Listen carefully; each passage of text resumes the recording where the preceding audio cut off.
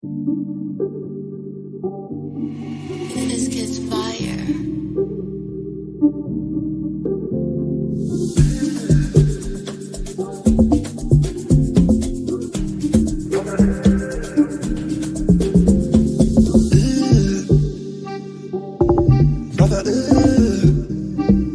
What's that? What's that, brother? What's that? What's that, brother?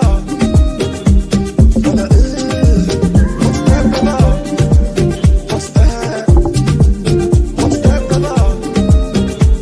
Brother,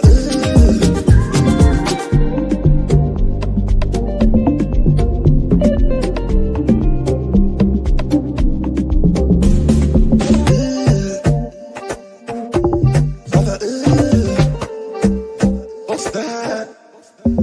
What's that, brother? What's that? What's that, brother? Brother, what's that, brother?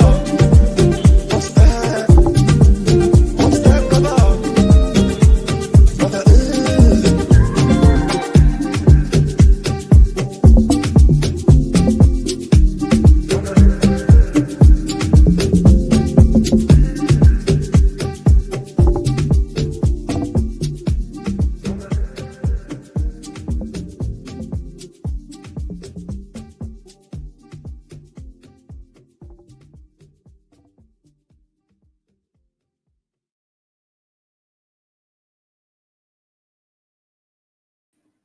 Yo, we're back, boys. All right, big up to everybody, man. Hopefully you guys are all doing well. Smash the likes. Make sure you guys are subscribed to the channel. Subscribe to Jay's channel. Link in description as well. We got Tariq on the way. Shout out Bevel, man. He's ill, so get well, Bevel, and his kid as well. His young lad is ill as well. So hopefully them two are all right. Steve's out on the sesh with Sai, and Joe is in Munich on holiday again. Yeah, you know what I mean. He's contributing to global warming, that guy. I swear down, man. You know what I mean? Yeah, he's on holiday all the time. Yeah. I tell you, I go on my Instagram, I see a story from Joe Butters. It's always a plane and always some country's flag. The guy's never at home, is he? It's crazy, bro. Honestly, he's going to be screwed when digital ID comes in, mate, and stops people traveling around. Yeah, he's going to be fucked, man. I'm telling you now. Yeah. He's going to have to put Paul with Blackpool. But yeah, hopefully you guys are all doing well. It's been a long time. It feels like it's been ages since we've done a panel show. So do me a favor, chat. Smash the likes up on the way in. Make sure you guys are subbed up to the channel. Let's say Jay's channel's linked in the description. But can help, boys, man. Like, what's been going on? We didn't do the Villa one because obviously I was on holiday, and we didn't do one for Swansea because I was on holiday. But been a bit of a mad week. But topped off with a fucking good performance, I thought. Jay Pulper, you at the game. I'll start off with you. I start myself with Pulper. You was at the game. I've titled the stream, and I don't know whether it is his glaze or not. Was that the best performance of the season, you think, or no? I think it's got to be up there. Yeah, I think so. There's not been much to shout about. It's the only one that I think we've had that's actually been good for most of the game. Yeah, I agree. Good. Yeah. It was good. Apart from that first few minutes where it was a bit weird and they basically should have been 1-0 up. But other than that, it was good. You know what? It's actually really refreshing because Bournemouth came and had a go. They're a good team, Bournemouth. They have got some good players and they know how they will give it a go, and they really did turn up. So yeah, fair play to them. I doubt there'll be many games like that on this year where it's open, but you know, it was good. It felt like a bit of a throwback from like the last 4 or 5 years where teams had a goal, we were just better and we won the game. What about you, Jay? Yeah, mate. I don't know. When you hit the nail on the head then when you said it's the I think the longest period of time across a full 90 minutes where we've been really good. I've seen great halves so far this season in like the first half or second halves of games, but then I've never really seen it all put together across a full 90 minutes. And I thought we was going to get the same again today, where we absolutely cooked in the first half. One error, one absolute stinker, by the way, pegs us back. We won't speak about that too much because we did win in the end. That pegs us back. And then I thought, fuck's sake, when Haaland misses the one-on-one, when O'Reilly misses the one-on-one, I thought, oh, it's going to be one of those days, innit? If we're not going to turn up second half now, or we're going to try and sit on our one-goal lead and we're going to end up getting hurt. But no, we came out aggressive again. The boys did the things. The attacking players were all on point, man. I think the fact that we've gone back to having attacking fullbacks has really changed our fortunes again. I don't know why we even moved away from that in the first place, because that is what was working when we were on our last run of form. That was so good. It just frees up your Dokus, your Cherkis and your Fodens to just have those free rolls in the middle of the pitch and just pop up here, there, and everywhere wherever they want. And so hard for defenses to try and track that. So get back to it, man. And Nico G was shit hot again. But the star of the show for me, obviously Nico G was unbelievable, and it shows you the difference between him being in the team today compared to Villa last week, where we looked scared. We got physically bullied by their midfield, in my opinion. But Cherki, man, we've been crying out for a guy like this all season. King Ryan, Beef Cherki, man. This guy is next level. He is the KDB replacement. Yeah, I'm not saying that he's going to be that guy, but he's the only player in this squad that's capable of creating a wonder pass out of nothing. He's got that same telepathy with Haaland that KDB had, yeah, where he doesn't even need to look at the run. Do you know? Because he knows where he's going to be. So that second ball to Haaland for the second goal, without even looking, yeah, nice little 1-2 with Foden in the middle of the park, and one ball with his left foot, turns it in the corner in behind, and the big man's through on goal and does his thing. So this guy needs to get a prolonged run of games now in the team, because he's going to be the main man moving forward to be able to create all the chances for us. But yeah, buzzing with the performance, buzzing with the win, because it was one I was scared of. And I think if we didn't win today, after Liverpool and Arsenal both put up points yesterday, we would have been looking down the barrel of the fan base saying it's pretty much over. So buzzing, man. No, I tell you what, it was a throwback. For the first time in God knows how long, we had a 2-goal lead and the other team didn't really try. I feel like teams are a bit more scared of us now. They're a bit more, we are solid now. It's not really a route back into the game. And I just want to say, over the last couple of months, out of possession, we've been so much better. We've been allowing far less. We've been winning the ball back so much quicker than we've tended to. And a lot of that is due to Mr. number 14 in the middle, who has been absolutely unbelievable. We've all been saying maybe he's going to be 7 out of 10 every game.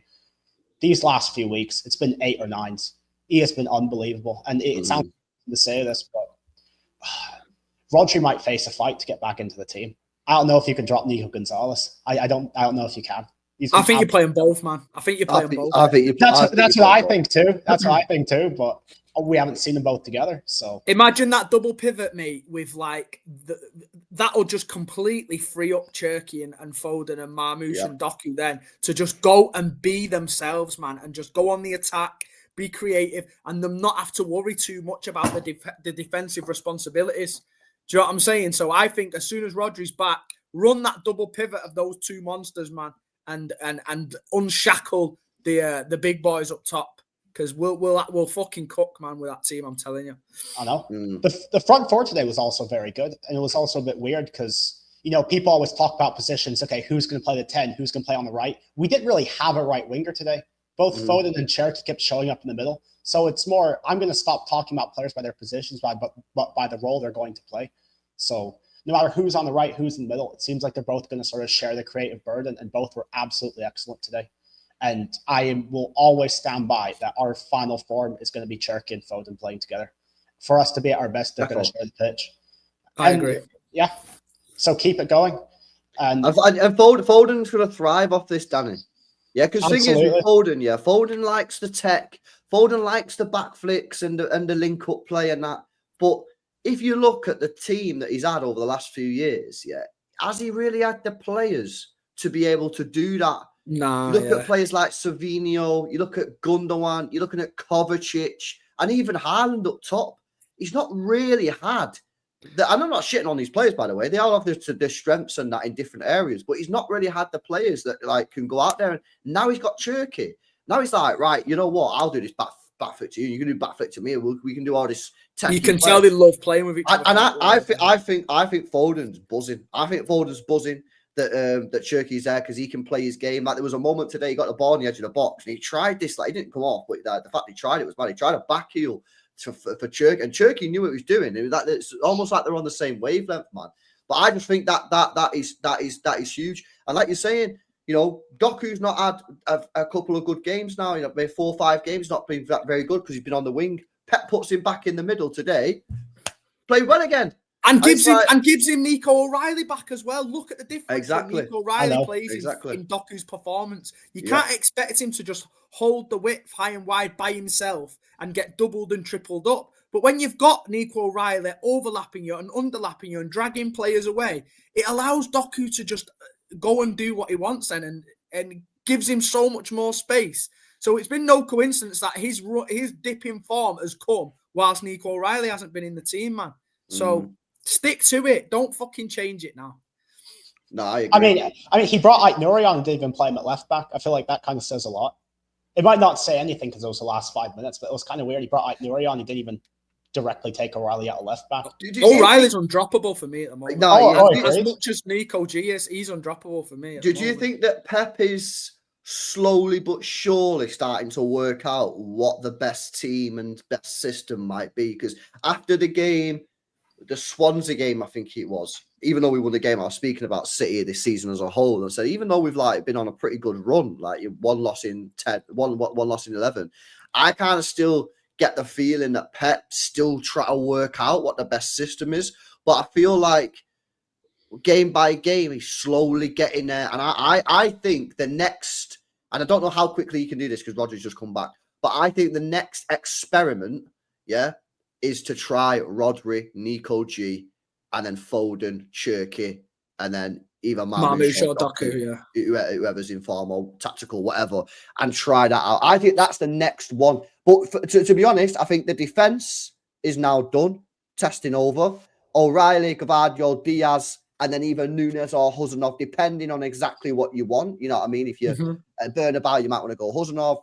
Against everyone else, you might go Nunes. Midfield, chest it out, Nico G and Rodri, because I think that's got the potential to be mega. But it might not work. It might not work, but you got to try it out. And then the front three, front four, whatever you want to call it. Like I say, for me, that is for me, like basically all kind of depends on the midfield. But I think we're close now. I think we're close Very now close, to working out what our best team is. I think the back four. I think that is our best back four. It is. It's not the one. It's probably not the one anybody was expecting to be the season. Considering we played with Haaland with what we've got available, I think that is the best back four we've got. Just seems to work. It's just balanced. Nunes was so good today. He's been good, bro.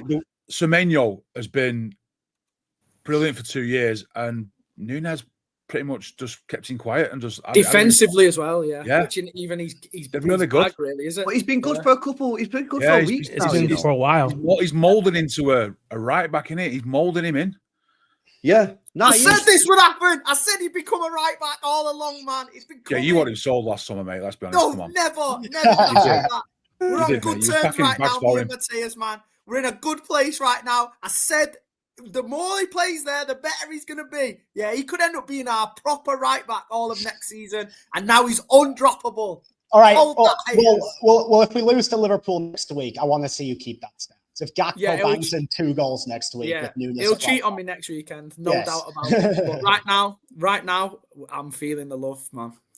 I mean, he's not put a foot wrong, so there's no reason to think that he's going to go out and drop a stinker against Liverpool. It might happen, but nothing that I've seen suggests that that's going to happen.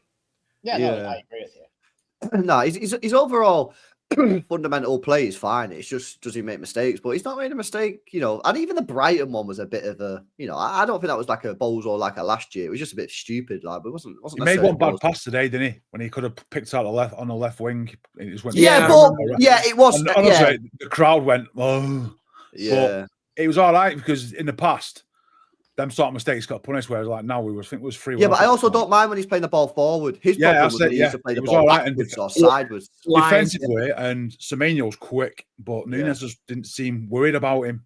You know what it is, He stood him up as well. You know what it is? It's confidence, bro. Yeah. And I'm sure at some point we might touch on the guy, but like if you compare him to Savio, who's low on confidence, has zero confidence. Yeah, you seen that today when he come on. Nunes right now is so confident, and you've seen this, in some of the previous games when he's been driving into midfield and like taking, and like a couple of games ago, I can't remember which one it was, and he was like first half, he was playing all the attacking balls in behind the defense and that, and he's just been playing really well, man. So credit where credit's due because he's been fantastic, man. But so many good performances out there as well today. Like Diaz, I think Diaz is going under the radar a little bit, man. Do you know what I mean? We've all, not everyone, but a lot of people have spoke on him. How like last couple of years, he's not really been there. Jay spoke about it probably more than anybody else. But even him today, every ball coming into the box, headed away. Yeah, you know what I'm saying? I think he's going under the radar. I think he's been improving. I just think there's a lot of players, man. And he got into Nico G. We're not even spoke about him. Just fucking mint. Just I don't know. I feel like we're building something. We're building something nice. Yeah, it's just can Pep find the legit starting 11 and the legit system in time? We were so far off of it last season that it feels like, oh my God, these players they're just coming back more to their normal levels. Because last season was it just wasn't where we were supposed to be. And so I do think, to your point, that Diaz and others are playing better, but I just think that they're getting back to what they were prior to. Yeah, exactly. Yeah. Nah, I hear that, man. I hear that for sure. Let's let's speak on Nico G a little bit. We will come back onto Cherki in a bit, yeah, but I want to speak on Nico G, boys, because I fucking don't know about you guys, man, but I think his performances at the moment, guys, is just elite level. Like, the thing is, for me, I always liked Nico G, since we signed him, and I was annoyed last year in the games that he didn't start. I was annoyed at Pep for not starting because I felt he was good, but I never really felt that. And I said this all the time, chat will know, I always felt that he would never become a Manchester City first team player like week in, week out. I always felt that he was destined for a squad rotational role only, right? Which, by the way, that's absolutely fucking fine at Manchester City Football Club, yeah? However, I was sitting there today and I'm thinking to myself, am I starting Rodri at Liverpool? Am I starting Nico G? And that in itself is just, for me, it's just like such a big compliment to the guy. His performances are unbelievable. He's getting stuck in. I think he's making better decisions when to go in and close down. I think that was one of the things that he needed to improve on. He's not losing the ball as much anymore. I don't know, boys. I think it's Glaze time. What we're saying. Are we ready? I mean, a lot of you have the same sort of opinion. Are you ready to accept that it was right thing to keep him out of the team and let him understand the role for the last season? For most of the last season, he didn't play when everyone was gagging in to be in there. No, because he should have played. I think he could have. He would have learned by playing. He would have. I get your point that he wasn't a finished article. He's still not a finished article. There's still room for growth, right? But I think by not playing him, yes, it took him out of the limelight, took him out of the position where he was going to be criticized for mistakes that he made. But he also didn't get a chance to learn, and we suffered when he wasn't playing. If we were winning and he wasn't playing, I would have said you're right.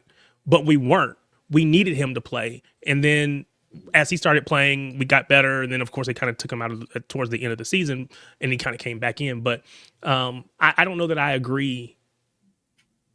I get your point, but I don't know that I agree. I think it's worked out right in the end.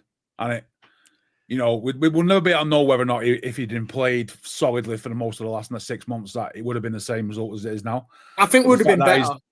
We don't know, but the fact that he's bided his time, he's learnt the role a bit, and he's got a bit of confidence from playing, and Rodri not being fit, it's sort of in the perfect storm because, he's definitely not the same player we had in January. No, he's not. But the player that we had in January or February as it wasn't a bad player. No, he's far more evolved now.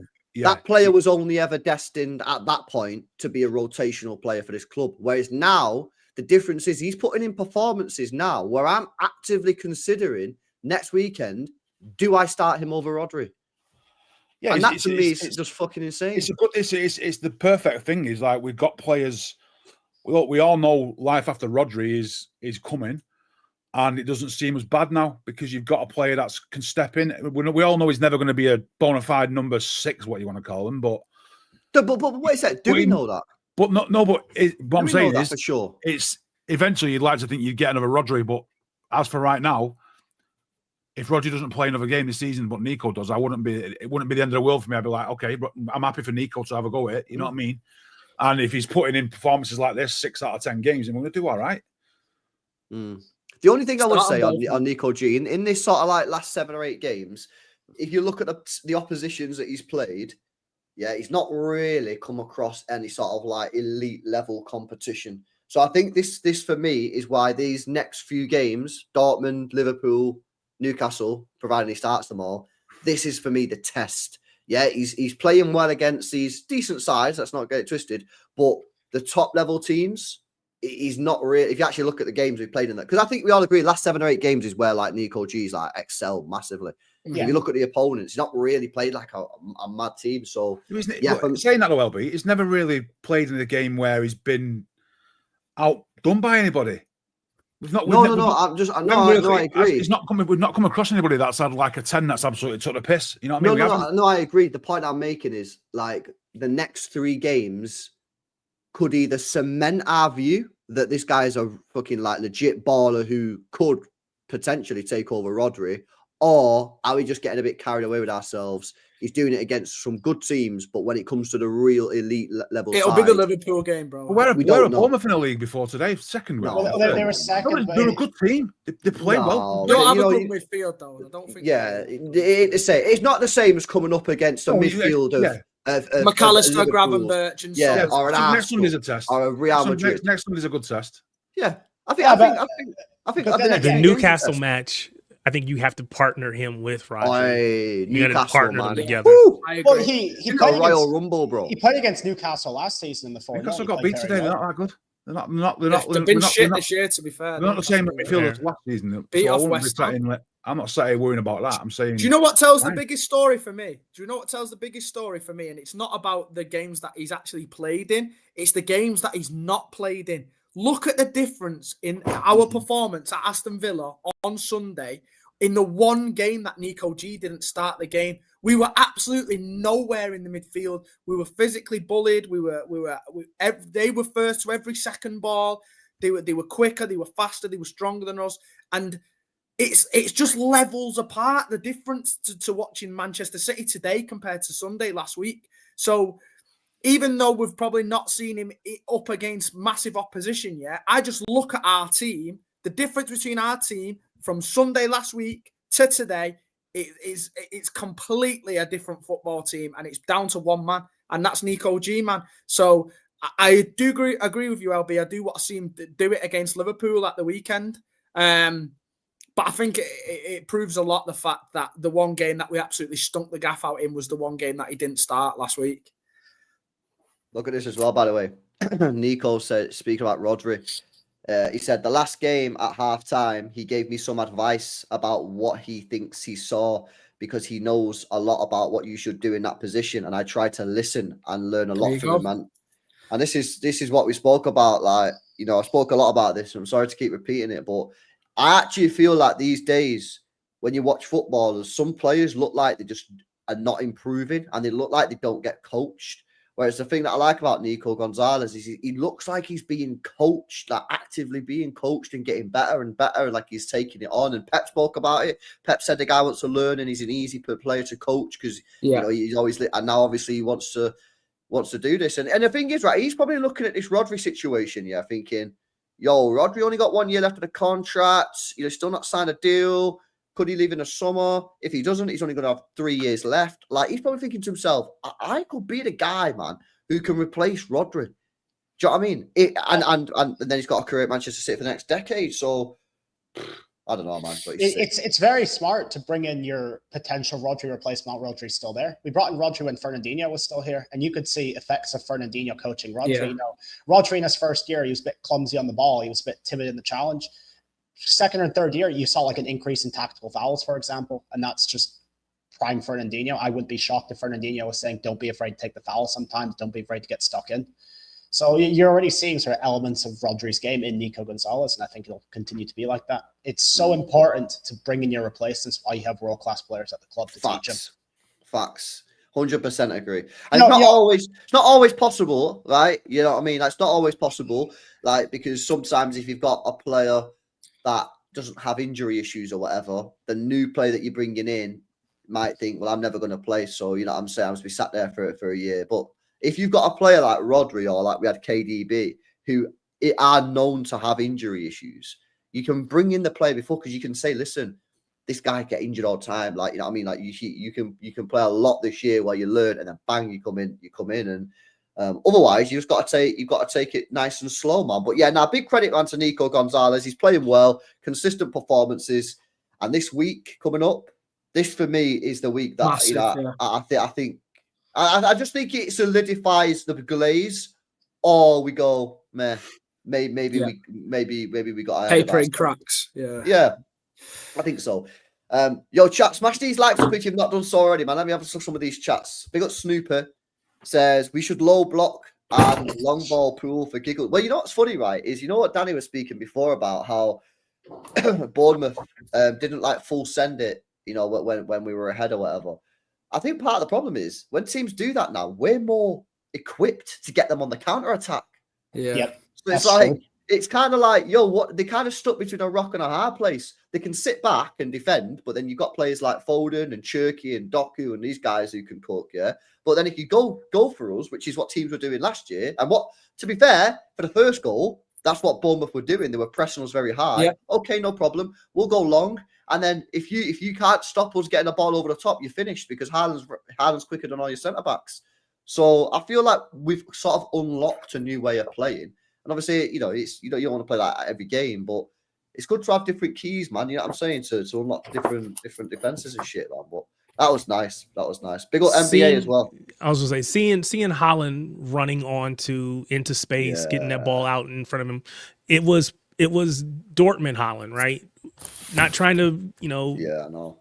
Well, how many times did we see that last year? Not Exactly. often. Fucking never. Not enough. Well, if Yeah. you remember, and don't be saying, chat, don't be saying, well, no, we never seen it, because in his first season when we won the treble, we seen it a lot that year. Oh Yeah, yeah. a lot. When Gundogan was cooking and Kevin De Bruyne was cooking, yeah, we seen it a lot. Yeah, it's the play. You got to have the players. Look at Cherki today, right? Yeah, 1 second, Emily. I'll come back to your super chat in a sec. Yeah, before Cherki even got the assists, yeah, Cherki tried 2 passes in behind the defense that didn't quite come off. Yeah, he played one down the channel on the outside of his foot, didn't quite come off. And then he played another one in behind, and the keeper just come out and got it just before Haaland. The warning signs were already there within the first 10, 12 minutes. Do you know what I mean? And, you know, you can't give Haaland that much space with a player like Cherki on the pitch who's got the genuine quality to find him. You just have to give him trouble, man. And this is why I sort of have issues with, like, people using the word creative. Creative is not you get XYZ amount of assists. It's what kind of stuff are you able to pull off? What are you able to try? He was taking risks, and that's what KDB was all about, really. Like, KDB's pass accuracy would actually be quite low. But pass accuracy, which is the same with Cherki. He's probably gonna be the lowest out of the people on the pitch. Yeah. And so I was seeing people say, "Oh, he's giving the ball away too much." That's because he's trying interesting things. KDB always did the same. He's always trying these sort of mega Hollywood passes at times, and you know that's what makes a player an all-timer. They're able to pull off the incredible, and I think Cherki is going to be that kind of guy for us. And you don't mind him doing it, do you? Either if he's got a Rodri and Nico G behind him in the future, do you know what I mean? You don't mind him losing the ball up there and trying all that shit. Is when we're doing it too deep that we get ourselves in trouble. Yeah, no, I don't. I'm not going to glaze him too hard because I was hurt by Reinders and I was hurt by Doku because I sucked them off. I gave them fellatio after the first good game, and I should have said they fell off. They fell off afterwards, but yeah. I don't know. It was the first phrase that came to my head. I'm sorry. I'm in a very the difference is with Cherki though, yeah, is the guy knows he's just mint. The guy just knows he's mint, bro. Yeah, so like that's the difference, bro. Cherki belongs here. That performance for me, I did the watch along on Wednesday for the Swansea game. That performance for me was a get me in the team now, Pep. Yeah, he worked his socks off in that game. Yeah, quality in the game. There was no way that Pep could not start him today after that performance at Swansea. Yeah, Cherki basically forced Pep to start him with that performance, and after today, yeah, he'll be in a team for the next game and the next game. He's just fucking mint, bro. And like I say, I just think it's a joy to watch. You know, we speak a lot about these days, like football not being as exciting as it once was, and sometimes it's a bit boring and whatever. Cherki, you want to watch Cherki play every time he gets the ball, man. Yeah, I mean, like today, he tried to take some guy he tried to make the guy on the halfway line. And he didn't get it right, and Pep started going mad. And I was like, "Yo, Pep, leave this guy alone, man." To be fair, they probably should have scored. they actually probably should have scored. They had a pretty good chance, man. But like, I want to see the skills. And if it doesn't come off, it doesn't come off. And obviously, yeah, there's a time and a place. You know, don't do it on the edge of your box and that. But I want to see it. And I think, like I spoke about, I think Foden loves it. Haaland probably loves it. Haaland's gassed now. Haaland's looking at Cherki and go, right, you're good for an assist every game now. Yeah, we spoke about like all the other players in the team. Like, can they create? Can they give him a chance? And that he's looking at the wingers, he's looking at other players and going, nah. He's looking at Cherki now, going, yeah, you're going to give me every game at least one big chance. I mean, even the Spurs game, Cherki didn't play particularly great in that game because should have had an assist or two. Bro, he still, yeah, exactly. He still put a ball in the box which Haaland should have headed into there. Yeah, he did, yeah. Even in a dead game. So I just think now's the time. I personally felt he should have started against Villa. That was my personal view before the game. This wasn't reactionary. Didn't started against Swansea. I was just stunned with the performance, and too many people get bogged down sometimes in it's Swansea LB.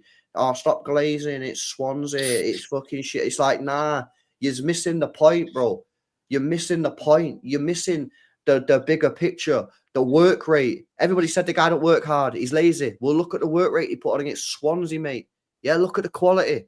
So, I mean, what are you supposed to do? Not say anything just because it's Swansea? You have to still analyze. I mean, people just sometimes like, I don't know, man. Some people just don't want to like get too hype, but I get it to a degree, man. But everything he did in that Swansea game was everything I've been wanting him to do. Working hard, quality on the ball, and he did it. And now he did it today. So we'll see what happens next, man. But yeah, how do you guys think? I'll come to the super chats in a second. How do you guys think that we're going to line up with Cherki and Foden? Obviously, Danny, before you spoke about you're not going to look at them in terms of positions on the pitch, but rather roles. What do you mean by that? I mean, like, you're going to bring up your lineup builder, and it's going to be like a 4-2-3-1. One's going to be on the right, one's going to be in the middle, but they're both going to show up in the middle. They're both going to sort of float around in the middle. Like I said, we didn't really play with a right winger today. The closest thing to a right winger we had was Nunes, who sort of helped the width. They're both going to operate in central areas, so there's no point in saying, he's going to play a 4-3-3 or whatever, because, this system today was very positionally fluid. Doku was your left winger, but he was showing up in the middle too. Yeah, he was very much central. It's not really a position thing as opposed to area of the pitch thing. I hear it. And you know what's mad as well? Doku had a free roll. How many times did Doku go on that right hand side today? That's what I would have expected Matheus to be doing today. I was really surprised it was Doku and he was given that free rein. But that's what we've wanted, man. That fluidity, be in behind Haaland. I've been screaming out for it for months. Just these guys that will just want to get on the ball. Like, don't lock them down to hugging touchline and get into the byline all the time. Let them just go and get on the ball. Like that's their main strength, innit? So yeah, I think it works perfectly, and I think we need to stick to it. And it does massively come down to making sure that we've got the attacking fullbacks that are providing us that width that allow them to do this. But it must be a fucking nightmare for defenses to pick up, not knowing where these guys are going to be popping up on the pitch, innit? Cherki goes and picks up the ball from the centre backs 1 minute. He's on the left the next minute. He's trying to pick up the pockets in between the midfield and the centre backs the next minute. And do you know what I mean? Like, it must be so hard to deal with rather than this rigid system that's probably been found out. You can say in the last 12 months. Yeah, do you know what I'm saying? We turned into Cross-Chester City, get to byline, try and get the ball into the box in Haaland's head, and we needed a switch up, man. And this is the perfect switch up, and this is the system that I think we need to move forward with for the rest of the year, man. Yeah, no, I agree. Let me have a look at some of these chats, boys. Let us know what you guys are saying in the chat as well. Like, what you think is the best attacking three, how you think we should set it up. We got NBA says, because of our weaknesses with the wingers, 4-4-2 with Matheus would cook. A midfield of Cherki, Foden, Rodri, and Nico overlap with O'Reilly or Nunes. It'd get us goals again. Well, I think that could get us goals, but I also think if you just have Foden, Cherki, and Doku, whoever, if you played a three in the midfield, and tuck them in, like Jay's saying, like I just don't think there's any way of the opposition being able to like set up in a way to block us, because you had Doku on like the left tucking in, and then going all the way out to the right hand side. Yeah, the right back can't track him, can they? The right back can't just go, the manager said I've got to mark Doku, so I'm just going to go all the way over to the right hand side and just let Nico O'Reilly have a free space off space. So that's not going to happen. So what happens is Doku will end up picking up a free position on the pitch somewhere, or somebody in the midfield will end up picking up Doku. That leaves a Cherki or Foden free. I mean, which goal was it? Was it the Nico O'Reilly goal today, where Foden again was picked up a spot and he got a bit of space and he played the pass to Nico O'Reilly. How many times today did Cherki or Foden receive the ball in good advanced areas with nobody near him? Yeah, and it wasn't just because Bournemouth was shit. Yeah, it's because we set up in a way that created that space for the players. And for me, I agree. This is the way we got to go forward now, man. Like it pisses me off a little bit. Yeah, when I see Doku have these like 4 or 5 minute games inside, and then he's put back on the wing, and then he doesn't play well again. And it's like today he's been put back in the middle, and he's played well again. And it's kind of like it's clear to me that this is where you've got to play him. You know what I mean? And Pep that's how I'd be going. There was a tweet, I think, or a Pep comment where he said basically, yeah, I tactics. You know, he was like tactics. I played him in the middle. I'm a genius. So yeah. Nah, shout out, man. That was good. That was nice to see. Who else you want to glaze, boys? You want to speak on Haaland?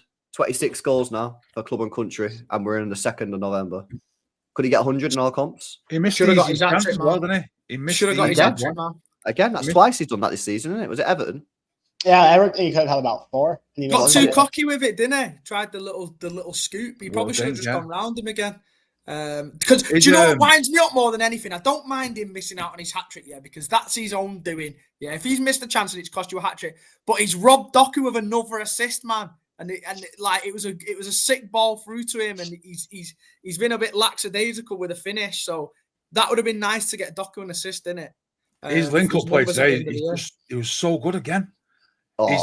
He's just getting so good at these little, like, he is. To me, it's not just he's a big animal up front. It's the way that he has his weight distribution perfect with holding people off, and like his first touch is so good when and like putting little 5-yard passes to the side. Now he's getting so good. It reminds me of like Drogba like that. You're just an animal. You can't physically match him up.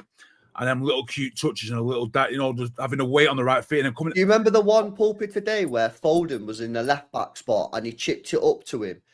And he was under pressure. He had no City. He spun the guy. He spun the guy. Started just putting an attack in. Mate, he's driving at people now as well. That's it now. Yeah, that's it. I think he's starting to appreciate himself that he can do all the running and no one's getting near him. And his link-up play's good. He's been the last few games. His link-up play's been very good. Yeah, I think it was his girlfriend. That'll help Foden and Cherki as well, though, Pulpy, yeah, because they'll be the ones that are like playing off him. So if he's holding up the ball and popping it off to him, like was it the Arsenal game where he held the ball up and then popped it to Tijani Reinders, and then he went again, didn't he? Like, if he can get players in and around him, and it's only going to benefit the team again. I was listening to the radio on way back from the game today, 5 Live, and Chris Sutton were talking about his stats. Has he got like 270 something goals in 346 games or something with 58 assists or something? He was like, wow, you don't even know Haaland gets assists, but he's got 58. Yes. That's one every 4. That's one every like 5 games. One every 5.5 games. Yeah, he's got in 300. By the way, this includes like some shit like when he was at Burn and that, yeah. But basically, he's played 346 games, 278 goals, 58 assists. He's now on 141 He's on 141 goals in 159 games for Manchester City, and he's now 2 goals off the Premier League 100 club. So it's a goal and assist in every game. A goal or assist is 1 GA every game. No matter what it is, he's getting something every game. That's exactly. And the thing is with this is for me, it's like because at the moment he's showing no signs of stopping, right? If you can supplement those goals with a few extra goals from other players in the team, and with the defending how it is, you're looking like a very, very solid team. But if he's still the only player that's scoring, that becomes it is an issue, because as you've seen against obviously a Villa, if he doesn't score, we don't win a game. So I just think we need to get Foden, Cherki, or Reinders, whoever it is, or Doku, or whoever it is, just to start chipping in with some goals. And they don't have to be a lot. Yeah, if they can, if each of them could just get 1 or 2 a month, yeah, something like that, yeah, which isn't a lot really, yeah, that'll be enough, because he's scoring all the goals. We just need someone just to supplement it a little bit, man, and then you're chilling. But at the moment, it still very much feels like he is like the only guy, you know what I mean, at scoring goals. Which we'll see. We'll see if that's sustainable to win a major. I don't know if it is. I don't know if that's sustainable, but we'll see, man. We'll see. Yeah, we'll have to see. I think that's what sort of separates us from like the upper echelon of clubs in the world right now. Because you watch teams like Bayern, Barcelona, Yeah. PSG, Spreading and the goals. Aren't there's goals all over the pitch. I watched Bayern yesterday. They completely rotated their team. They could have scored like 7 or 8 yesterday. Yeah, That's a fucking team right there.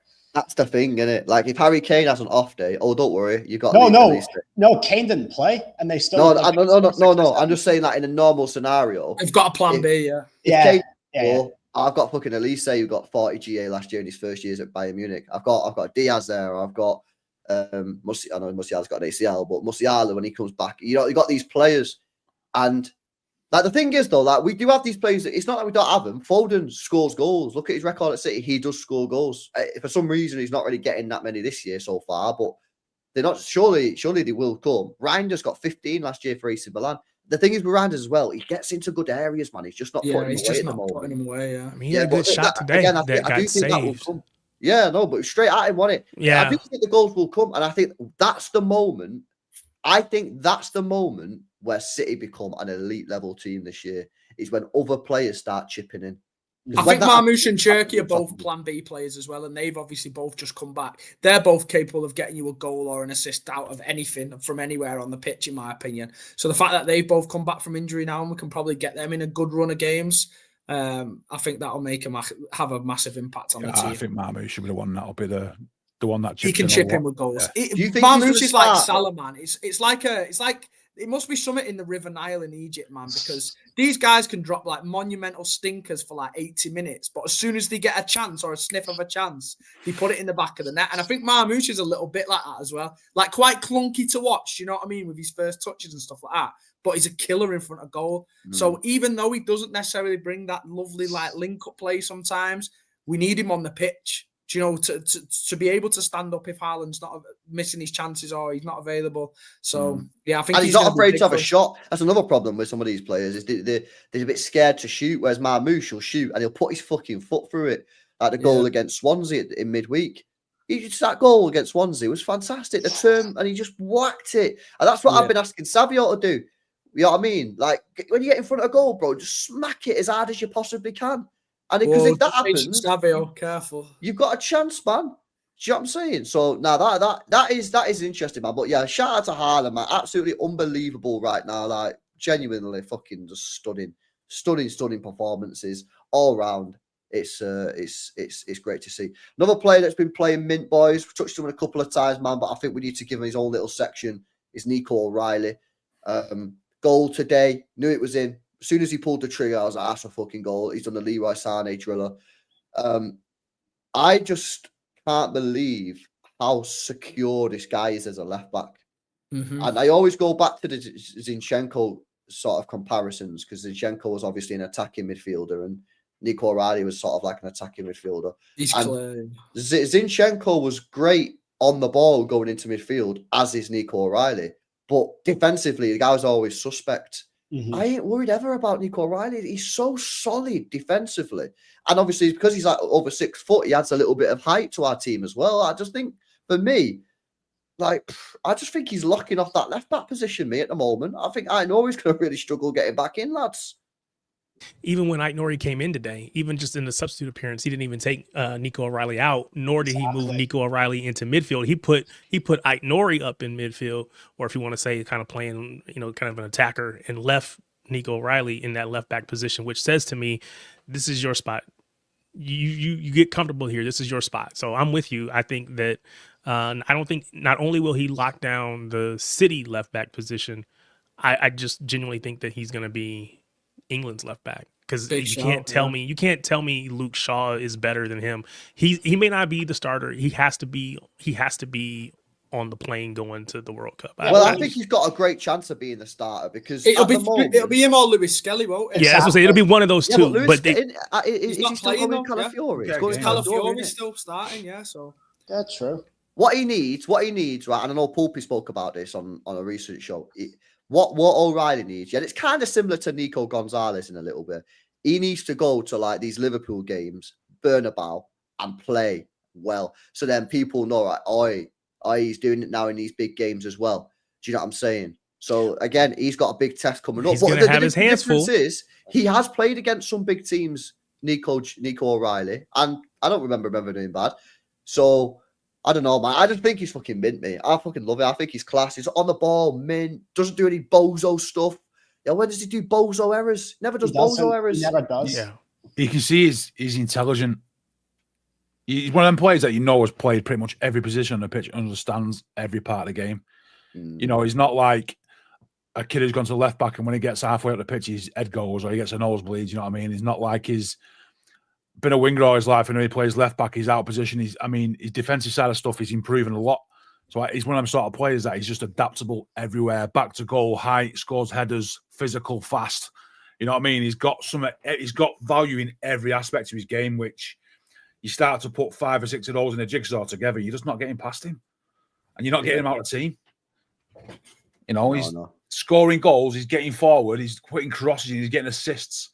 You know what I mean? He's doing everything that he's not doing anything wrong. You can't take him out of the team. How good is his delivery, by the way? It's unbelievable. That's the attacking side of his game. He's just good. There was one today to Haaland where he got played through and he was like sort of off balance. He played it in first time, it landed right on Haaland's head. Yeah, should have done better there. Back post and it went over. Should have done better on that one. It was the assist against Everton as well. First time. Yeah, he got the assist there. Yeah, he did. Unbelievable. He just what he does is he puts it in an area that gives Haaland a chance to, attack the ball. Do you know what I mean? And like sometimes he'll whip it in with a bit more pace. So like the Monaco one, he just went, I'm just going to put this in an area. It's up to you, and that was all Haaland. Yeah, but then the one recently.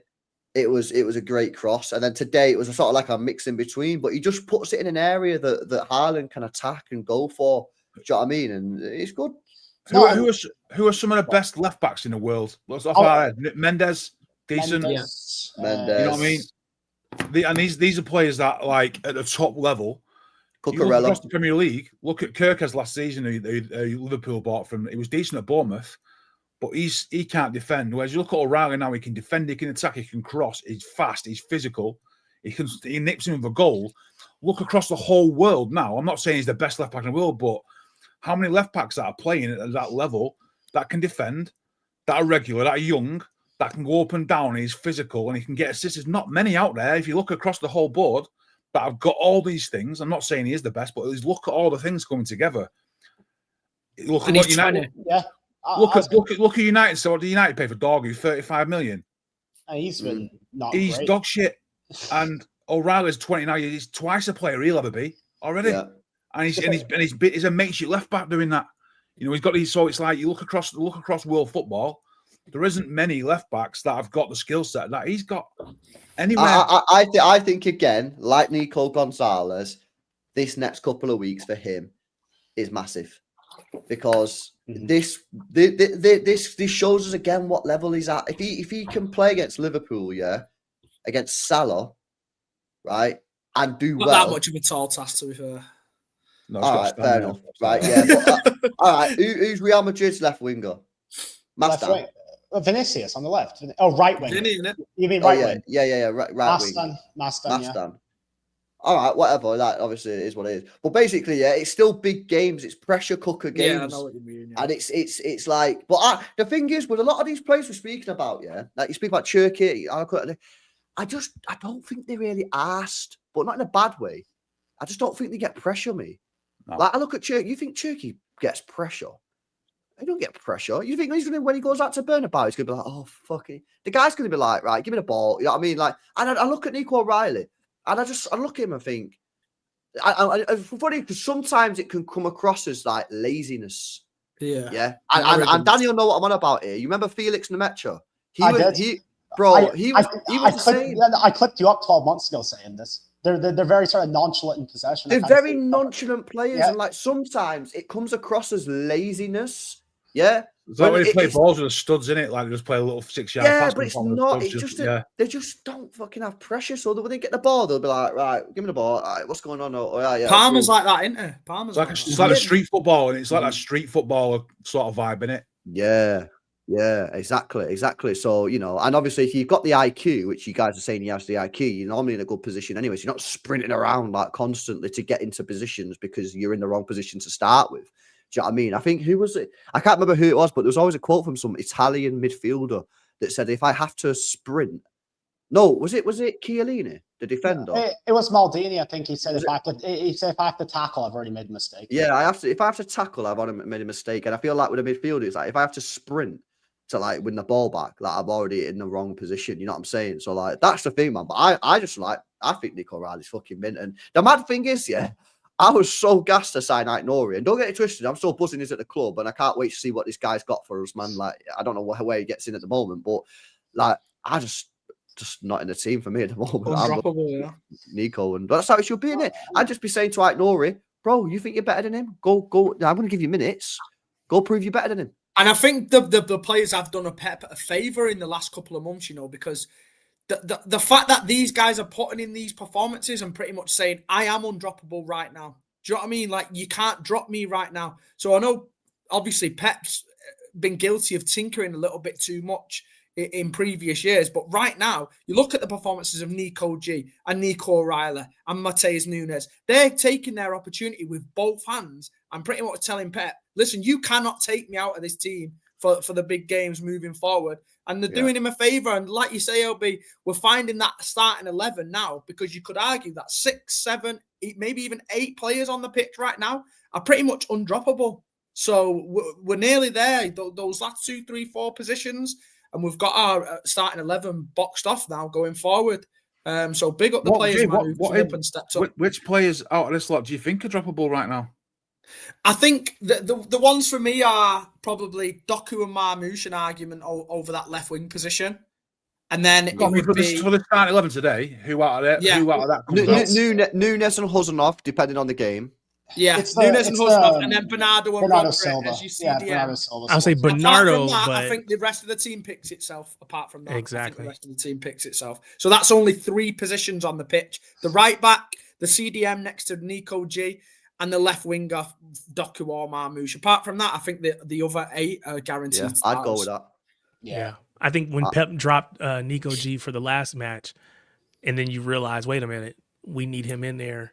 Okay, that just, even though he wasn't playing, it just solidified the reasons why he has to be on the pitch. But also tinkered with the left back against Villa, which he probably shouldn't have done either. You know what I'm saying? Like, yeah, you know, he probably should have stuck with. But you know, yes, sometimes both of them, yes. Both. I don't know. Obviously, Nico G had a bit of a knock or whatever, so that's cool. Yeah, but you know, sometimes I know it's obviously not good, and this is proper happy clappy shit. Yeah, but like sometimes when you do something like that and you lose the game, sometimes it just highlights that. Yeah. Right. Okay. That was a major L. So like, I feel like Pep probably come away from that Villa game saying, right, no more fucking about with this back 4. That is going to be my back 4 now. Not doing that Gavadio thing. Yeah. And you know, the midfield as well. It's got to have either Rodri or Nico G in it. You know, so that's where we're at. Listen, I think it's away games as well. You know, Pep. For some reason, Pep's got PTSD from away games. No matter who it's against, he'll always seem to be a little bit skeptical going away from home and try and change it a little bit more. Just play your best fucking team, man. Yeah. You got ripped on Twitter for this, but our away form against big teams has been so bad. It's horrific. It's horrific. I put the stats on. It's not just away. Well. It's not just away though. It's the whole. I always say we've won 7 out of 24. But it's not just the big 6. It's like the medium difficulty teams away from home. We never beat Villa anymore. We never even that Monaco Newcastle game. You know what I mean? Anymore. Yeah. We shouldn't be drawing that Monaco game. That's why, Jay, I was so fucking pissed off after the Arsenal game. And people was like, why are you upset? It's a good point. I was like, because you're not getting it. Yeah, no, we were so close to sort of like win. Putting a mark in the sand to say, right, we've just beat a big 6 team. Arsenal, by the way, you've not lost to that ground since. It wouldn't be 6 points now, would it? It would have been huge. So this is why, for me, like going into these Liverpool games and Newcastle games, fans got to stop saying, "Oh, it's a good point. It's a good point." Like, at some point, you've got to fucking win the matches. You know what I'm saying? Because that's what Pep probably does a little bit as well, and you can't fucking go into games like that. You can't just rely on other teams to take points off the bigger teams for you. Like, it's your fucking job to take the point. So for me, this is why, like, for these next 2 games are massive, man. So does the fact that we beat Bournemouth today, going back to a conversation we were having at the very beginning when I first came on, right? Yes, it's just Bournemouth, and maybe they're higher in the table than we would have expected them to be. But the fact of the matter is they were second in the table, and we beat them. Does that give you any, again, not necessarily traditional big 6, but they were at the top in the top of the table. That doesn't make you... Eric. Okay.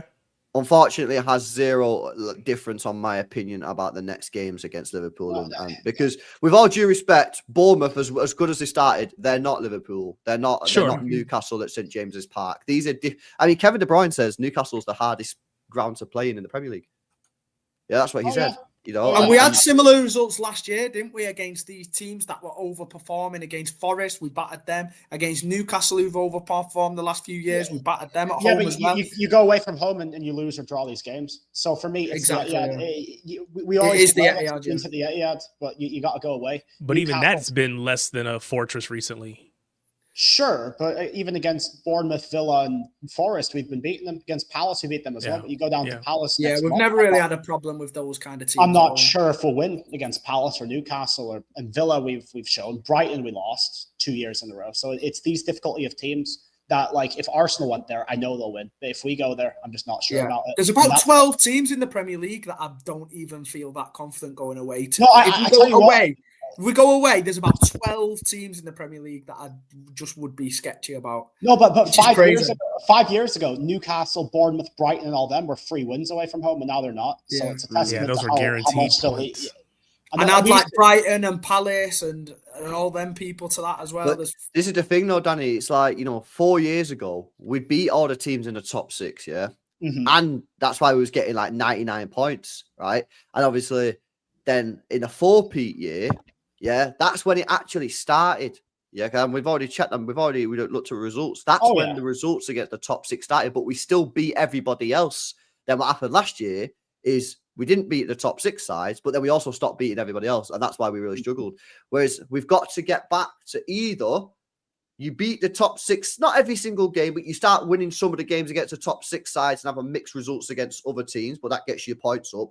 Or you've got to start farming results against the mid-table teams, like we did in the 4-peat year. The 4-peat year, our record against the top 6 was bad. So you don't have to beat top 6 teams to win the league. But the difference is that year, the only 2 games, we didn't win against non-top 6 sides was Wolves and Palace or something like that, I think it was. Maybe Villa. It was like 2 or 3 games. We checked it on Transfer Market the other day.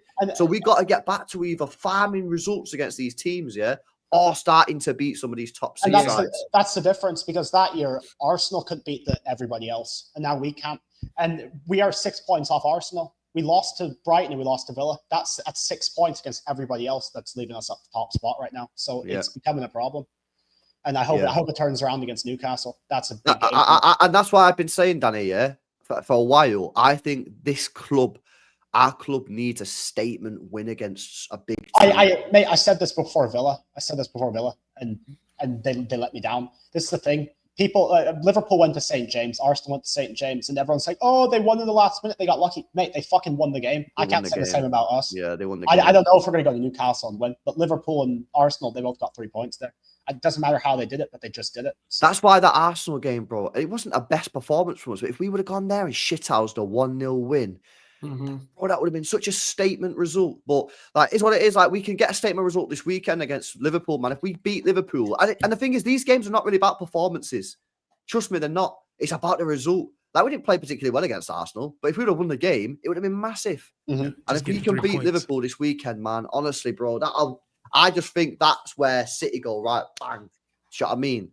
You can't just keep not winning against these top 6 sides. So hopefully, Pep found a system that can. There's a lot of motivation for that Liverpool game. Not only do you put yourselves in a good position, but you basically put a fork in their title challenge. They'd be 4 points behind us and 10 points behind Arsenal. They're fucked.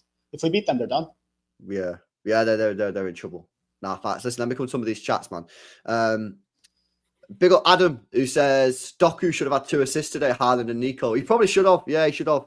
Robbed of 2 assists, man. I can't lie. He always gets robbed, man. I feel bad. He does get robbed. Because then he gets cooked at the end of the year that he's got these numbers and this numbers. And I remember so many chances this year, like Haaland against United, pretty much missed an open net. And he should be on bigger numbers than what he's on, man. So I do feel for the guy. Yeah, fair. Big up Jace as well, says the O'Reilly Doku connection needs to be talked about more. It reminds me of the Foden Alvarez connection during the 4-peat season. Well, you know what's funny, Jace, is when we signed Aït-Nouri, everyone was telling me that Aït-Nouri and Doku are going to have some mad link-up, which, to be honest, I didn't really see in the short time we've seen it. But O'Reilly and Doku look like they do actually have like a pretty good relationship. Now, maybe Doku and Aït-Nouri will develop when he gets more game time and that. But I agree, bro. Like I already think O'Reilly Doku looks better than Aït-Nouri Doku did. That's not slander on Aït-Nouri. I'm just saying it just looks like a better relationship on the football pitch, So yeah, good spot, bro. Nah, 100%. They got Adam again. Says we need to talk about Matheus Nunes because this guy's improved a lot. He's got rid of a lot of the mistakes. He's also locking that right back. I feel like I don't know how Husnov going to get back into the team. For me, it's more a case of like if you don't need an attacking outlet as much on the right hand side, then you go Husnov. So, for example, when I go Bernabeu this month, I'm playing Husnov right back, 100%. Yeah, for sure. It depends on how much attacking that output you need from your fullback. For me, do you know what I'm saying? So it all depends on who you're playing. Bill Marcus says, fucking hell, talking about bummy Brazilian Savio, who had another stinky cameo. How is he coming on before Marmouche? Might start calling him Steven now. What's that mean, Steven? I don't get that. I think he's just pretty much saying that if he had an English name, then. Oh, he'd be called. Yeah, you ever see that meme on Twitter where there's like a player and you change his name based on the nationality and his value goes up or down? I think that's what he's doing there. Right. Yeah. Like if Sam Allardyce was called Sam Allardycio, he would have been one of the greatest managers. Yeah. Or if Gavi was called like Gavin, he'd be worth 200 million. Hey, Jay, let me ask you a question. Right, you're at the game. What's the sort of like? People hate him, bro. It's mad, isn't it? Is this what you're gonna say? I just knew what you was gonna ask already. I'm asking like what the vibe is in the stadium because the vibe in the chat, the vibe on Twitter is people do not like him. Despise Savio. People did like just say he's fully shit. And listen, yeah, I do feel like Savio has been a bit of a victim this season because of obviously the £70 million bid came in. I don't think that's gone in his favour. I think he's been a bit unlucky, the fact that all that talk went on and we turned the bid down, which is now looking like it was probably overpriced and we should have took it. But I think he has been a victim of circumstance, really. Don't get me wrong. Every time I see him play, he's been very, very poor. Yeah, the guy plays football like he's got banana skins as boots. Like he just dribbles into people. I'm not here to just dog Savio because I can see that he can become a good player, but it's just not clicking for him right now, innit? And the discourse in the fan base at the moment is probably one of the worst I've ever heard for a player. People genuinely say like he is fully dog shit. But in my opinion, yeah, I think Oscar Bob's been worse than Savio this year. But because he didn't have a £70 million bid for him in the summer, I don't think because he came through the fan base. There's not much between them two, LB, this year. There's not much between them two. I think Bob's been better than Savino. But nobody speaks on Oscar Bob. I think they've been just as underwhelming as each other. I think Bob's been shit as well this year, but no one will speak about it because he come through the fan base and he's coming back from an injury. I think that's the bigger thing. He's coming back from an injury. People don't dog Oscar Bob like they do Savio. No, because Savio. No, wait a sec. No, people don't do that because Bob. This is his first breakout year. Savio's in his second year, and we got bidded for 70 fucking million for Savio. Well, that's what I've just said. I've just said he's a victim of circumstance because he's not a victim. He created himself. He didn't. He could have when Spurs went to his agent and went, "Yo, we're open to bringing Savio to Spurs." Savio could have gone to his agent and said, I ain't going to fucking Spurs. Kill this story right now. I'm still at City. He didn't. He's brought on himself. Mate, I'm not arguing with that. I've agreed to that. He's a victim. He ain't a victim. A victim is someone who fucking is a victim. He ain't a victim, bro. He is now. He is a victim now, mate. He got the bid turned down. And now everyone's... Scapegoat FC. No. When I'm calling an academy player overprotected, there's a problem.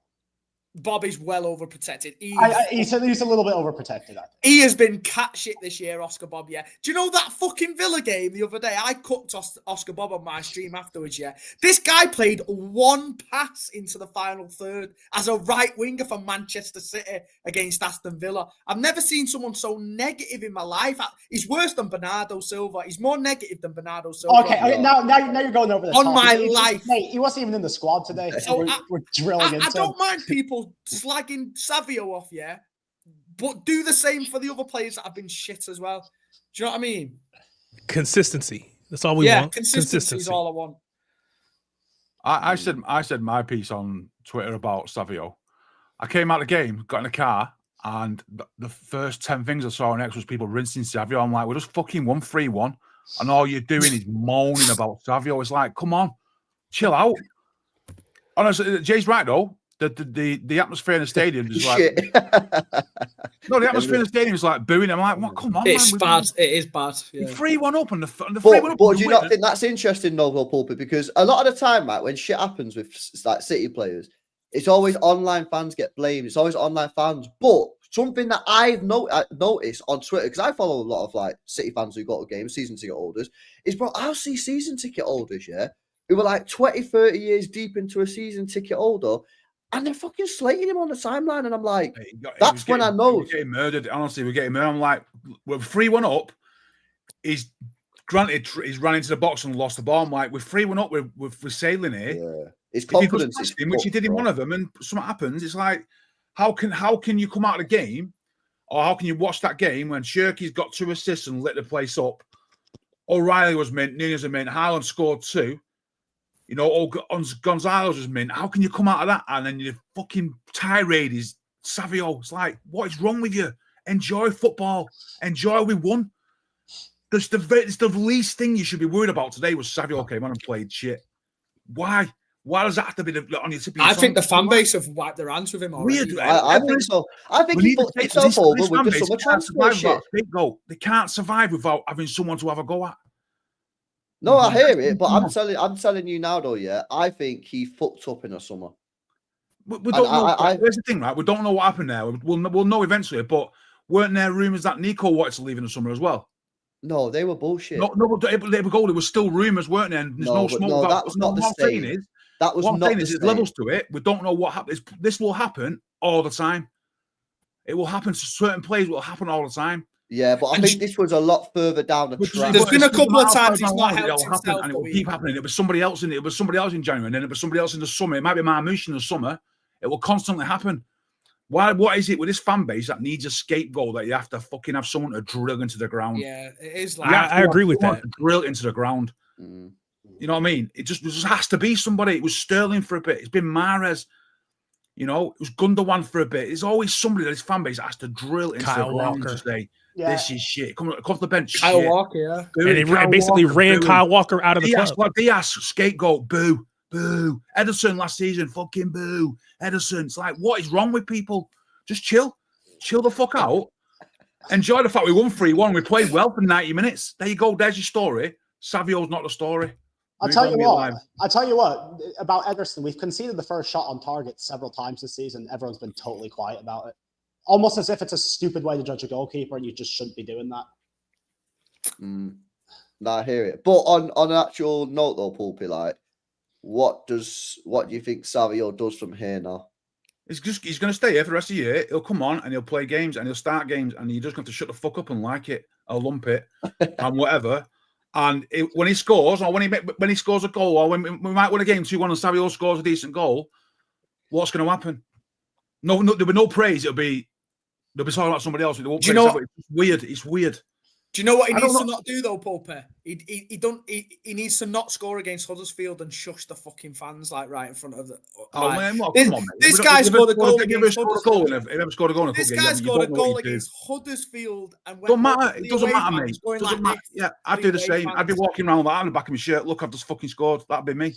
You know what I mean? He's got to know the time and place, man. If he wants to somebody like that, mate, it doesn't matter. He's just scored. You know what I mean? I was ready to jump the barrier, mate. I was going to kick his head in. What? Come on, Jay. I'm only joking. We won the game. What do you mean? I don't mind. Let's see what happens with him, man. I just feel for the guy, me, because I like Savio. I actually rate the guy, but I think his confidence is so slammed on the floor, yeah. That it's just we saw that when we watched that thingy, LB, just me and you. We watched that highlight reel. Yeah. Granted, that's just good moments, but there's a player in there. You know, there's a player. And let's be honest, if he'd have gone to Spurs and he started to cook, what would this fan base would have said? What are we doing? That's what I said all along. That's what I've said all along. Taking the piss. Look at Savio doing it at Spurs. Look at him with another one, another Cole Palmer. Oh Yeah, my but God, yeah, get but the you don't board know out. that because Sell the club. Fuck it. Shut the club. That's what happened.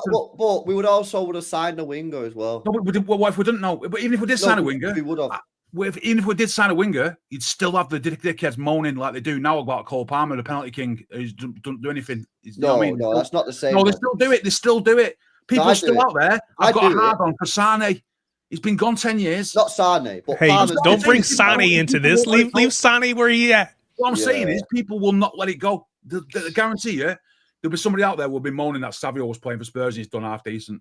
No, I hear it. I'm sure. I just think Savio's got a bit of an issue now because his confidence is so low that he needs to play, but his performances ain't going to get him in the team. So he ain't going to be coming off that pitch today. If he ain't going to be walking off that pitch today with anything other than absolutely pissed off himself that he's had a chance to come on for 15 minutes and been shit, Yeah, he'll let himself down. He'll know that, and he's going to have to pick himself up and crack on. Crack on with a kid, anyway. Like you say. You know what I mean? It's certainly an interesting topic, man, because when you see match day going fans, a lot of them just don't rate the guy. Like, but usually it's the online fans, isn't it? What? I have to mention the names. Sterling's got it.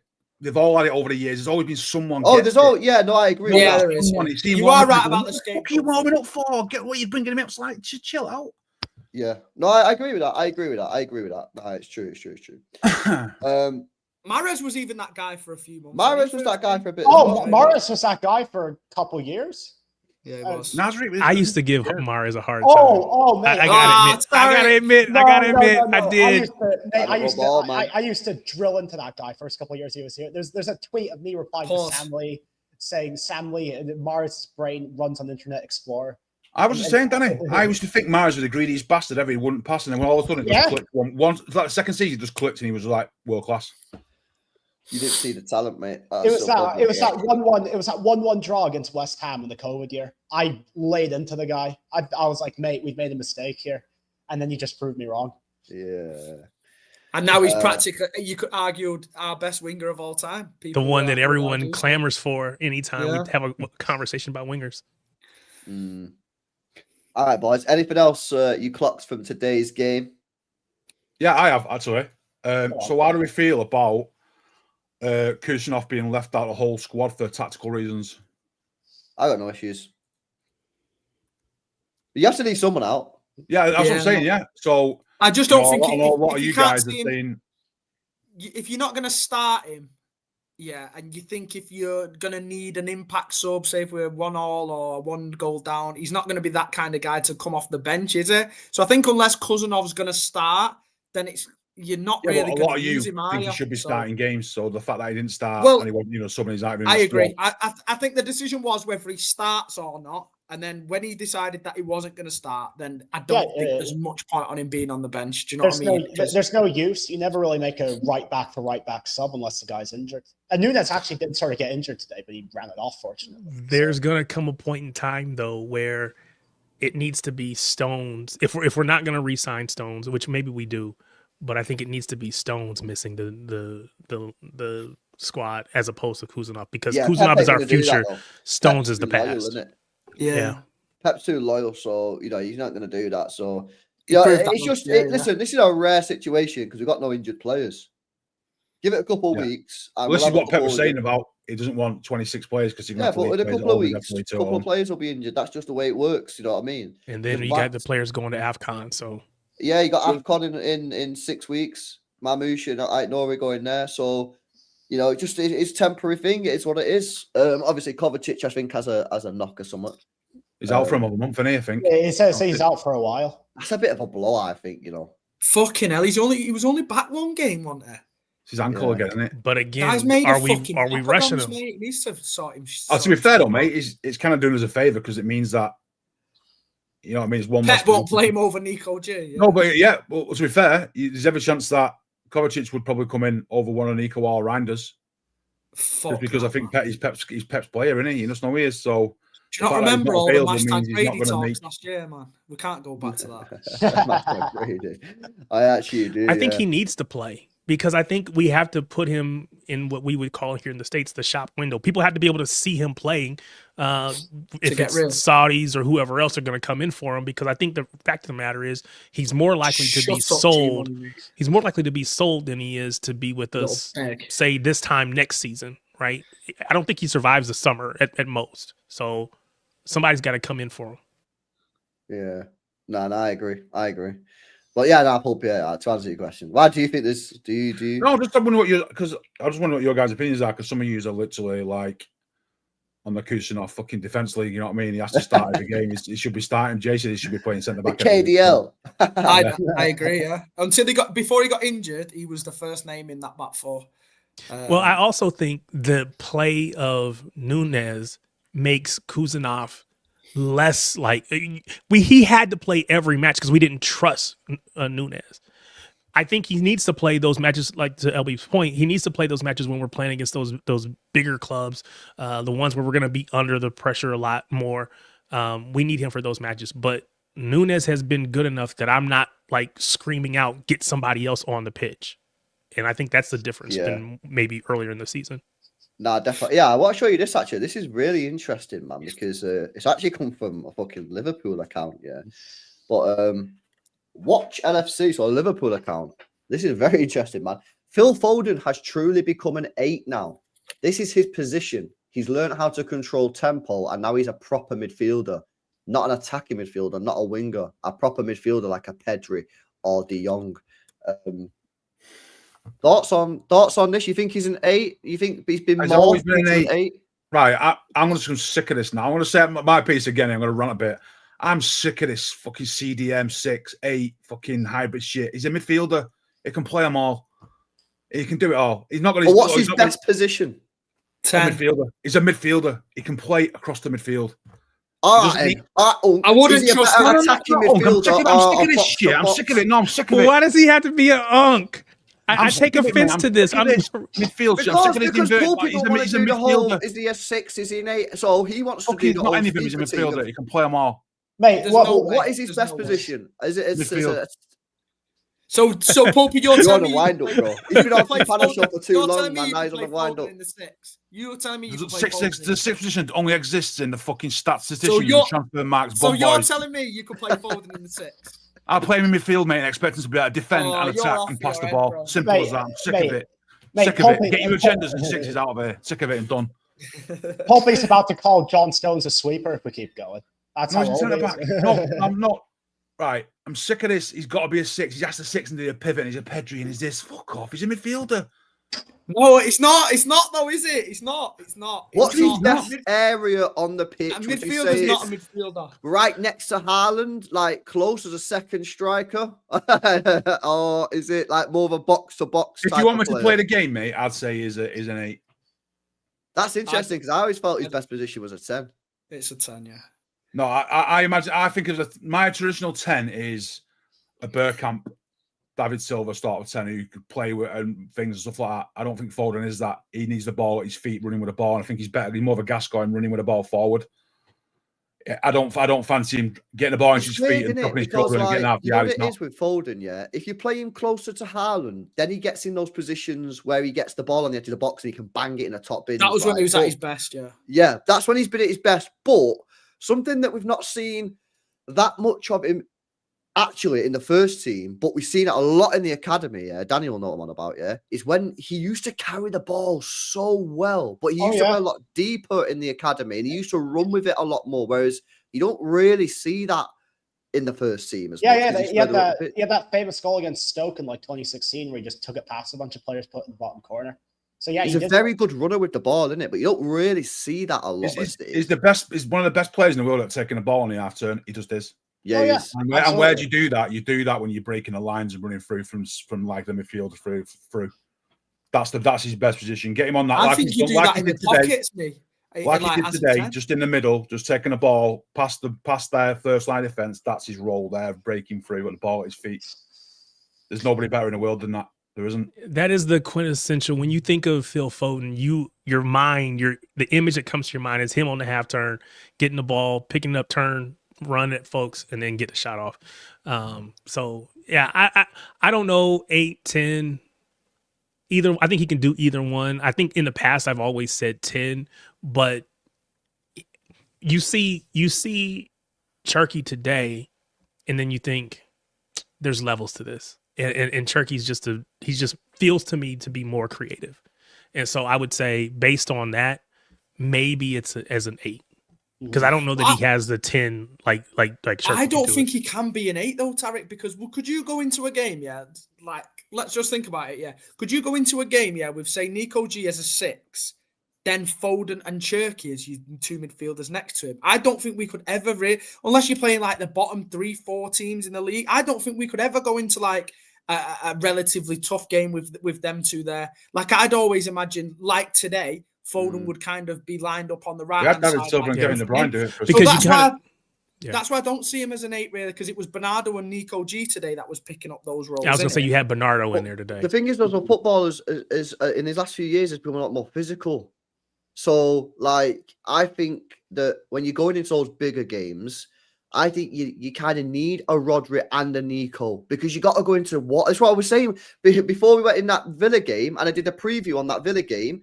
Me and the chat was talking about it. Was saying, yo, we're going to war against Aston Villa. I don't know if Tarek, you might have been on the show. I can't remember if you jumped on. But we were speaking about it, didn't we? Bro, we said that when we go to Villa tomorrow, we're going to war. You need to pick warriors in that team, And then I landed on the fucking in Lanzarote, got my phone up, seen we lost. I looked at the team and I was like, yo, what? Doku, warrior. He's a warrior. He's always got the highest ground duels in the team, not on the pitch. I'm looking at the midfield. I'm looking at I'm thinking, when you're playing the bigger teams, and this is why I don't know if you could, against the better teams, I don't know if you can play one of Rodri and Nico and Foden and Cherki. I don't think it's physical enough. I think it's a push having Reinders as an 8 with one of them too. Well, that's what I was going to ask you, Jay. I think that's a bit sketchy just doing that. Do you what is it that Reinders does that Foden doesn't? If Reinders can be an 8, I feel like Phil can be an 8. I don't think either of them can be, to be honest. That's fair. Because I don't think Reinders has got the defensive capabilities, the speed. No, I don't think transition so defensively. I think his best position is the 10 as well. So if I was going into big games against the top 12, 14 teams in the Premier League with a Nico G, a Reinders at an 8, and then a Foden or a Cherki, I'd be worried at that as well. To be honest, I think you need a proper 6 and then an 8 that can do both sides of the ball very well. Who's the best 8 at the club, Jay? Who's the best 8 at the club? Probably Nico G when Rodri comes back. But we've not really seen him play 8. So we don't really know that, because you don't probably know Kovacic then. Probably Kovacic is the best 8 at the club. Probably, that's not a great. Kovacic isn't great, no. That's not ideal, bro. We're still. I don't agree. So basically, what we're saying is we're still searching for the Gundogan replacement since the treble year. Is basically what we're saying. Because that is the position we're looking for, isn't it? Unless Nico G. I still think that Reinders is an 8. He's better than Kova as an 8. Again, he's not perfect, and I think he's still adjusting to the new club, the new league. Yeah. But I think he will come good before the end of the season. I just don't think that he's got a long way to go. I think. He does. I mean, again, it's not perfect. Don't get me wrong. And I think there's going to be a question because we didn't play him today. Well, we played him as a sub, and we looked really, really good. Is that a sign that maybe he needs more time coming off the bench as opposed to as a starter? So Jay, you get to be the host now. Where's the pilot gone, man? What the? I was to say you get to be the host. Come on, let's do it. Right, guys. Yes, guys. Welcome to. Oh, he came back. He was like, "Oh, I'm not going to let him ruin my channel." I was about to say, here we go. I am the captain now. Right. Listen, Brez. Listen, chat. Yeah. Get the fucking hands off him now! Fucking hands off it! Hey, good point, Brett. Yeah, sound Brett. Let me get to these super chats. Brett. I should have done this as well, shouldn't I? Yes, Brett. Welcome, guys. Smash up the likes, yeah.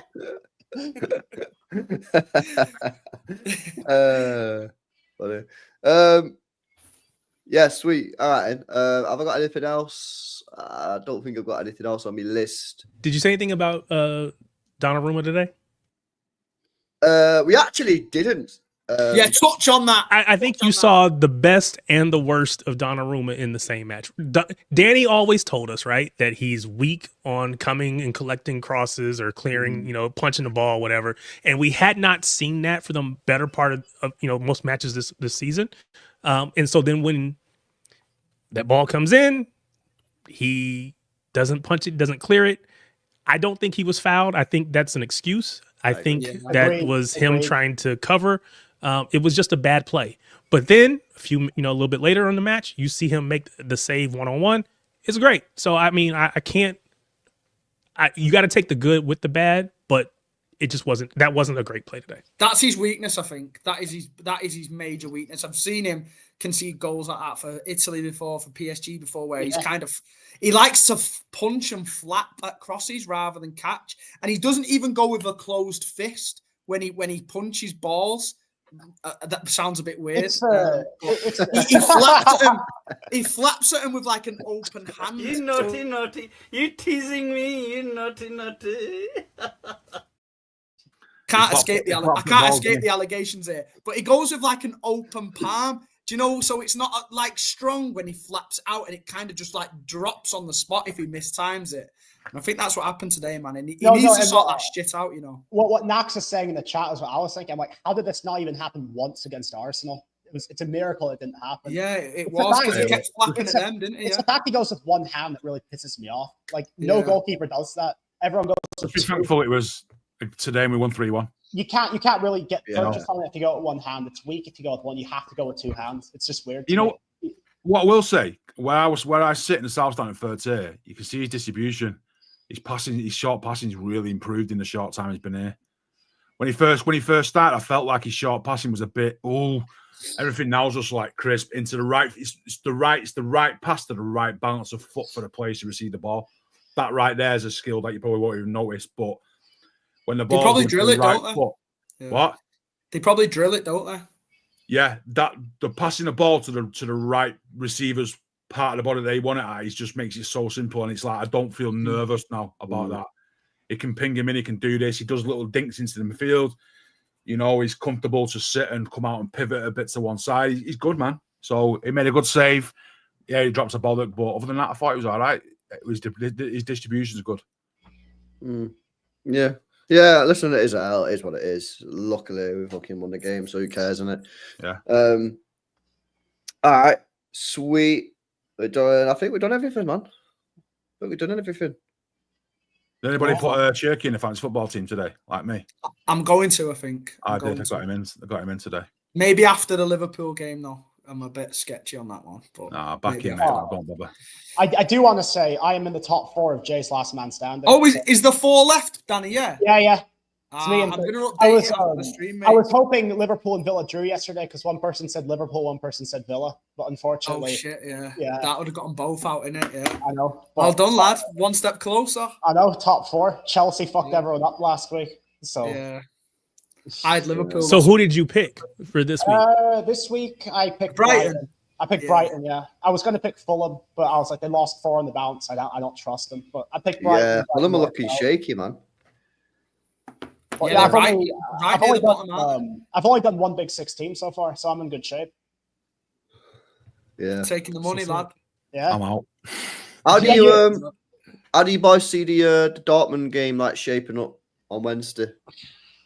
Obviously, we got Liverpool at the weekend. They play Real Madrid the day before. So obviously, do you think Pep might look at some potential rotation? We play on Sunday. Yeah, I think a couple. I think those 4 or 5. Do you remember those 4 positions that we were talking about before, like Cousinov, Nunes, Marmoush, Doku, Bernardo, Reinders? Do you know those kind of?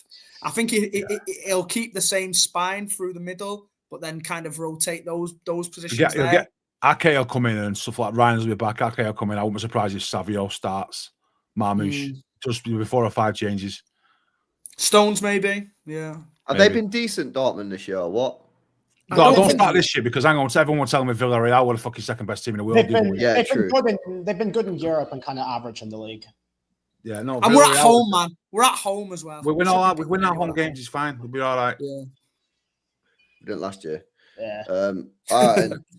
Right, sweet. Let's see what happens anyway. I'll be back on with Nobbins in the morning chat, 11 a.m. Big up Pitbull says Sideshow Bob wasn't in the squad either. With the two. What is with this Sideshow Bob, man? What is going on there? Get out of here, Pitbull, man. Yeah, sweet. All right. Then. Anything else, boys? No, just this was a really positive stream, and I've really enjoyed it. And the fact that we've been so positive, I've seen people still like roasting me in the chat for being negative, even though I've been really positive. So I'm gonna try not to bite. So apparently you can't walk and chew gum at the same time. You got innit? Like, what the fuck, man? I can't come on here like clapping players saying how great everyone's been, and people are still saying I'm being negative. Jay, so are you? Fuck you all. You know that Michael Jackson gif where he's got the gun in his lap, putting it down. Yeah. Like that? Is that you on Diaz now? I've not even been on smoke today, though. I've been. Is that chilling. you with Diaz putting the gun down like that? Is that you now? No, are you okay? No. Never, man, never. If we go back to that high line, it will be back out again. Good job, back up. Yeah. Yo, chill. See what I mean? This M1 guy. Listen, find me, on Twitter at Barlow Jacob. We'll DM a link up M1 at HR. I'll be getting into. You'll be getting in touch with HR after I've finished with you little Nesbit. Hey, go on. It's time to join the bold crew, bro. It's not even that bad. Hey, come on, lad. Shave it. Oh, shave it. Nah. I said 10k subs, I'll shave it off on my channel. So if you want to see it, you know what to do, people. Link in Do you have a description. wife, girlfriend, anybody that you ran this past? Did you she run this? She commented in the chat before saying no chance. Okay. But I was gonna say my wife would kill me. Yeah, the subs talk though. The subs talk to me. Yo, your hair's short. Anyway, It's already short, right? But it's just the idea that you get rid of the waves up there. I'd be cooked without hair. I've got the fattest head that you will ever see. Mine's like a sheriff's badge underneath here, mate. It's lumpy and all sorts of stuff, mate. I'd be like fucking sloth from the Goonies all over the fucking place. Yeah, that's mad. Sweet. All right, and boys, we'll get off, man. I'm on 2 hours sleep here. Big up Jay says, Bob been looking like car parts lately. Side skirt. Yo, what is it with this Bob cooking, man? Yeah, what is it? Scapegoat, What's man. going on here? Everyone needs a scapegoat, man. Well, I mean, it's fair, but everybody else gets cooked, right? Exactly. He's not immune. That's just reality. He's not immune. Now, does he deserve to get cooked? He hasn't been great, but maybe we're going a little over the top with it. But that's what the chat does sometimes. If people have been poor, they need to be need to be told that they've been poor. Just because you came through our academy, mate, does not get you a free pass. Unfortunately, it doesn't. It doesn't. People were the same with Rico when he was playing shit 2 years ago. Like, leave him alone. He's from the academy. People, leave him. But nah, this guy's 2 years older than Savio is, and we're trying to drive this guy out with pitchforks and torches. Be consistent, or shut the fuck up. You gotta get that on a t-shirt. Yeah. All right, then, boys, man. Big up to everybody, man. Smash the likes up. Make sure you guys are subscribed. I'll be back tomorrow, 11 a.m. Me and Nobbins, man. Yeah, talking about the new Manchester City, the new tactics. Yeah, Cherki Foden season. We'll see you then. Peace out.